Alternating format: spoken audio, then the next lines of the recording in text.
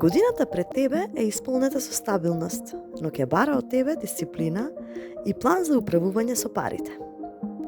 Најстрекни периоди, мај е месец кога твоите финансиски вложувања ќе почнат да даваат резултати. Август носи зголемен приход преку креативни или семени проекти. Совет: постави долгорочни финансиски цели.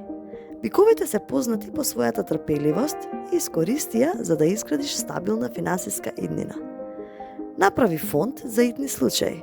Октомври може да донесе неочекувани трошоци. Предизвици: октомври ќе те стави пред тест. Дали ќе знаеш да ги балансираш приходите и трошоците? Остани смирен и не ги мешај емоциите со парите.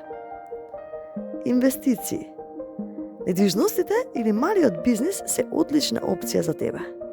Ако размислиш за купување имот, август е идеален период. Мотивација: мудроста и трпеливоста ќе ти донесат повеќе од само финансиска стабилност. Тие ќе ти донесат мир.